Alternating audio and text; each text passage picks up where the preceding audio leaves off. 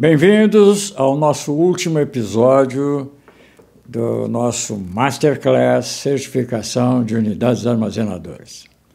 Foi um grande prazer ter tido vocês assistindo a esse Masterclass. Nós procuramos colocar tudo o que nós sabemos sobre unidades armazenadoras, interpretação da norma, e tenho certeza que vai ajudar bastante na certificação da unidade armazenadora de vocês. Então, vamos dar prosseguimento e partir para o nosso último episódio. Armazenamento de algodão em pluma sob estrutura de lona. Essa é a área temática número 15. Eu nunca auditei uma unidade armazenadora de algodão. Conheço, visitei uma, mas não fazendo auditoria. É um processo, vamos dizer, que o algodão é armazenado a campo, é feita uma base de madeira ou qualquer outra, para que impeça o fardo de ter contato com o chão, e uma cobertura de lona. Então, é feita uma amarração, inclusive é preciso descrever qual é o material que é utilizado na amarração, e basicamente é isso. E existe algumas, não tem todos aqueles requisitos que nós vimos até agora, mas tem alguns. Balança rodoviária, é obrigatório ter. É obrigatório ter uma empilhadeira, que é a que faz o carregamento do algodão para colocar sobre a pilha. Existem procedimentos que devem ser estabelecidos, procedimentos desde a entrada na recepção do produto até a montagem da pilha, o fechamento com a lona, tudo isso tem que ser descrito. A necessidade de uma descrição também sobre a higienização e limpeza do local, o que é feito, né, nas instalações, nos equipamentos e no próprio pátio. O que mais? É obrigatório o PPRA, é obrigatório a licença do Corpo de Bombeiros, mas, como nos outros casos que a gente já viu, pode ser substituído pela licença da Prefeitura, e basicamente é isso, né? Então, esses são os requisitos para o armazém de algodão em pluma sob a estrutura de lona. Demais requisitos. Essa é a área temática 16, é um nome estranho, né? Mas vamos ver de que é que ela trata. Responsável técnico, esse é o primeiro requisito. Toda unidade armazenadora tem que ter um responsável técnico e é dito que ele tem que estar cadastrado no Conselho Regional de Engenharia e Agronomia, CREA, e deve emitir uma ART, uma anotação de responsabilidade técnica. Bom, fica a dúvida, porque essa norma é de 2011. Em 2011, os técnicos agrícolas ainda participavam do CREA. Em 2020, eles se afastaram e criaram o seu próprio conselho. Então, aí a dúvida que fica é se o técnico agrícola pode ainda ser um responsável técnico. Pelo que está escrito na norma, não, porque a norma é bem clara e fala em CREA. Mas uma interpretação poderia levar a que o técnico agrícola também pudesse ser responsável por uma unidade armazenadora. Ficamos na dúvida. Eu já fiz essa consulta ao Ministério da Agricultura, ainda não tenho a resposta, né? Mas no que tivermos, isso aí a gente divulga nas nossas redes e vocês vão ter essa informação. Então, por enquanto, ficamos com o engenheiro agrônomo ou engenheiro agrícola registrado no CREA e emitindo uma RT, que pode ser uma RT de função, para garantir a sua responsabilidade nessa operação. Programas de treinamento e aperfeiçoamento técnico. A unidade armazenadora deve ter um programa de treinamento de seus funcionários. A norma fala bem clara que são funcionários efetivos, tá? Então, esses funcionários efetivos que trabalham na armazenagem, não o pessoal de escritório, o pessoal que está lidando diretamente com a armazenagem, eles têm que ter, a unidade armazenadora tem que apresentar um programa de treinamento, vamos supor, um programa de treinamento anual, que tenha pelo menos 24 horas de treinamento anual para esse funcionário. Então, isso é uma obrigação. Aí podem estar tanto aquelas treinamentos nas normativas trabalhistas, trabalho em altura, trabalho em espaço confinado, enfim, todas essas atividades podem ser colocadas dentro desse treinamento, mas também o próprio responsável técnico da unidade armazenadora, que tem conhecimento, ele pode dar treinamentos para o pessoal. Treinamentos, por exemplo, antes do início da safra, um treinamento de como é que vamos proceder, quais são os cuidados que vamos ter, treinamento de classificação de produto, um treinamento sobre a higienização da unidade armazenadora. Então, tudo isso o próprio responsável técnico pode dar esse treinamento para que a unidade consiga atingir as 24 horas previstas na normativa. Então, isso tem que estar registrado, que é como o auditor vai ter certeza que existe esse programa. Então, não precisa ser programação mensal, mas vamos dizer assim, fazer uma programação trimestral e dentro de cada trimestre prever quais os treinamentos que vão ser realizados, quem vai fornecer esse treinamento, qual é a carga horária desse treinamento e quais os funcionários que vão participar. Então, isso somado tudo, o auditor vai ter que ver que todos os funcionários da unidade armazenadora estão com aquelas 24 horas previstas de treinamento. Bom, a comprovação depois pode ser através de certificados e pode ser também através de uma ata do treinamento, onde conste a data do treinamento, o título do treinamento, quem foi que ministrou o treinamento e a carga horária e a lista dos funcionários que participaram desse treinamento. Então, essa é que vai ser a comprovação. Então, é bem simples também, mas é um ponto muito importante da normativa e uma das grandes contribuições que a normativa trouxe para o setor de armazenamento. Registro de ocorrências operacionais.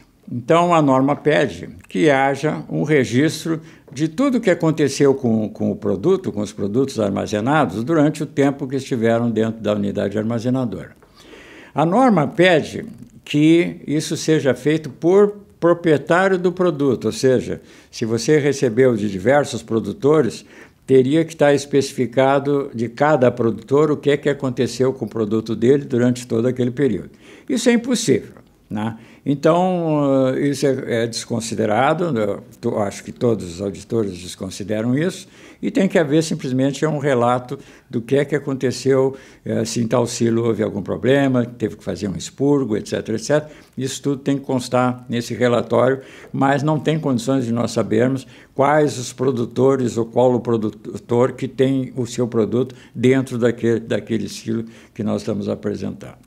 Então, isso talvez é uma coisa para o futuro, quando se trabalhar com rastreabilidade, então aí pelo menos se identifique os produtores, tais fulano, fulano e fulano estão com o produto dele armazenado no silo A, os outros aqui estão no silo B e assim por diante. Mas isso a maioria dos silos não faz, a maioria das unidades armazenadoras não faz e não cobramos isso nas nossas auditorias. Quadro de pessoal. Esse é outro item. A norma exige que exista uma quantidade suficiente de colaboradores para operar a unidade armazenadora. E, ao mesmo tempo, diz que quem dá a declaração se o pessoal é suficiente para a operação da unidade é o próprio gerente da unidade ou quem está administrando aquela unidade.